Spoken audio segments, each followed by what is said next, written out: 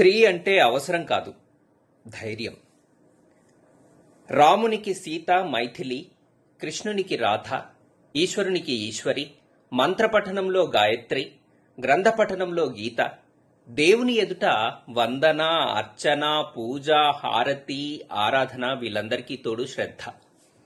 మన దినచర్యలో భాగంగా ఉదయానికే ఉష, అరుణ, సాయంత్రానికైతే సంధ్య, చీకటైతే నిష, పడుకున్నాక స్వప్న, చూసేటప్పుడు నయన, వినేటప్పుడు శ్రావణి, మాట్లాడేటప్పుడు వాణి, ఓరిమిలో వసుధ, వడ్డించేటప్పుడు అన్నపూర్ణ, నడుస్తున్నప్పుడు హంస, నవ్వుతున్నప్పుడు హాసిని, ప్రసన్న, అద్దంలో చూస్తే సుందరి, చేసే పనికి స్ఫూర్తి, పని చేయడానికి స్పందన, మంచి పనికి పవిత్ర, ఇష్టంతో చేసే పనికి ప్రీతి, నీరు తాగేటప్పుడు గంగా, ఐస్ క్రీం తినేటప్పుడు హిమజ, సినిమా చూసేటప్పుడు చిత్ర, అబద్ధం చెప్పేటప్పుడు కల్పన, నిజం చెప్పేటప్పుడు సత్యవతి, నిర్మల, ఆలోచించేటప్పుడు ఊహ, భావన, చదువుతున్నప్పుడు సరస్వతి, వ్యాపారంలో అయితే ప్రతిభ, ప్రగతి, సంతోషంలో అయితే సంతోషి, కోపంలో భైరవి, ఆడేటప్పుడు ఆనంది, గెలిచేటప్పుడు జయ, విజయ, గెలిచాక కీర్తి, సరిగమలు నేర్చుకునేటప్పుడు సంగీత, పాటలు పాడేటప్పుడు శృతి, కోకిల, తాళం వేసేటప్పుడు లయ,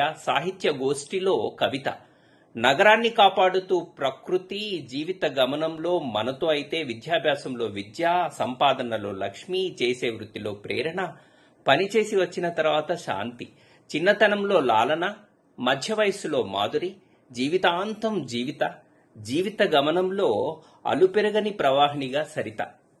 ఇలా ప్రతి చోట స్త్రీ ఉండనే ఉంది మన జీవితంలో. అందుకే బాస్, స్త్రీలను గౌరవిద్దాం, మనని మనం గౌరవించుకుందాం.